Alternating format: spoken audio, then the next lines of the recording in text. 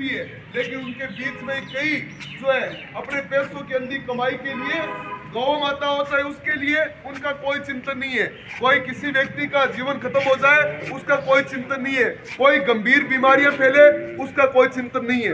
एक जो एनजीटी से और जो स्टेट पोल्यूशन कंट्रोल बोर्ड है उससे इनको परमिशन लेनी पड़ती है।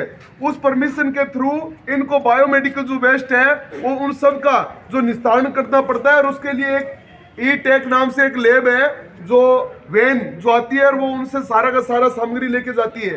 कुछ मेडिकल और कुछ हॉस्पिटल वाले, कुछ लैब वाले तो उनके साथ कॉन्ट्रैक्ट के तहत सही चल रहे हैं, वो तो अपना सारा मेडिकल वेस्ट है उनको देते हैं। लेकिन बहुत सारे लोग, बहुत सारे हॉस्पिटल वाले उनको क्या करते हैं कि खुले के अंदर रात के अंधेरे में या किसी न किसी तरीके से वो खुले में वार्ड नंबर 11 के अंदर जो है खुले में फेंकते हैं। उसके कारण वह बहुत सारे गोवंश जो है वहां उसको खाते हैं। कई अखबारों ने, दैनिक भास्कर ने अभी एक बहुत बड़ी न्यूज लगाई, पत्रिका ने भी कई बार उसकी खबर छापी और हमने भी कई बार ज्ञापन दिए सूरतगढ़ के प्रशासन को जगाने के लिए कि ये जो मेडिकल वेस्ट है ये पेट में जाने से गंभीर बीमारियां पैदा हो रही है। गोवंश के अपने श्री सूर्या गौ चिकित्सालय जो बना हुआ है उसके अंदर कई ऑपरेशन हुए, पेटों के अंदर, गायों के अंदर बहुत बड़े बड़े जो इनका पूरा का पूरा 40-40, 50-50 किलो वेस्ट निकला है, और उसके कारण गायें जो है कैंसर जैसे गंभीर रोगों से मर रही है। और जो कचरा बीनने वाले गरीब तबके के लोग हैं उनके भी वो सिरिंजे जो संक्रमित होते, क्यों कि वेस्ट किसका है? रोगियों का है। जो रोग होता है तभी तो वेस्ट होता है।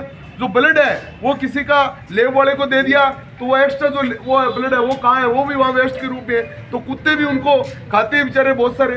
तो बहुत सारे जीव जो है इस वेस्ट के माध्यम से जो गंभीर रूप से बीमार हो रहे हैं आए दिन। पिछली बार की बात है कि पिछली बार की बात है कि 8-10 जो है गोवंश गोदे जो है वह मृत हुए। हमने ज्ञापन दिया एसडीएम साहब को, मेडिकल बोर्ड बना, पशु चिकित्सकों ने जब जांच की तो सब में वेस्ट पाया गया। ये मेडिकल की रिपोर्ट है और फिर की भी आज तक प्रशासन जागा नहीं है। हमारा किसी हॉस्पिटल वाले से, किसी लैब वाले से कोई दुराव नहीं है, कोई झगड़ा नहीं है, लेकिन आप अपनी अंधी कमाई के चलते इस तरीके से गोवंश को, इस तरीके से उन बेजुबानों को आप मौत के काल के ग्रास में धकेल रहे हो, ये हम सहन नहीं करेंगे। और हम जो है अब इसका जब तक निस्तारण सही ढंग से नहीं हो जाता, नियमानुसार नहीं हो जाता, तब तक हम इनका पीछा नहीं छोड़ेंगे।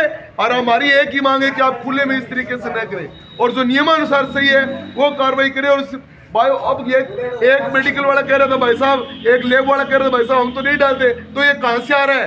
कौन किसी के घर में बनता है कि ये बायो वेस्ट, ये मेडिकल वेस्ट? तो ये आपके हॉस्पिटलों का ही तो कचरा है, आप रात को फेंक देते हो और आप सही तरीके से उस वैन को नहीं देते।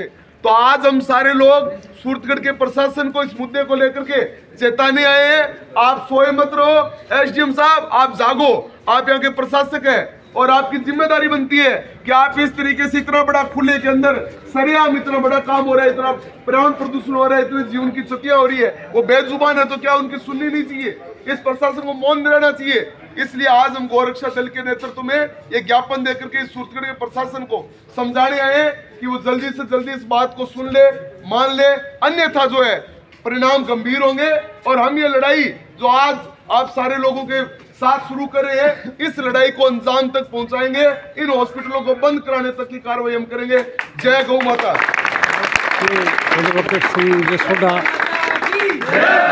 के साथ यहाँ के मेडिकलों और सरकारी हॉस्पिटल द्वारा जो खाया जा रहा है कचरा पशुओं के पेट में जाता है और वो काल के ग्रास बनते हैं, जो बंद कराने के लिए ये आज ज्ञापन दिया गया एसडीएम साहब को।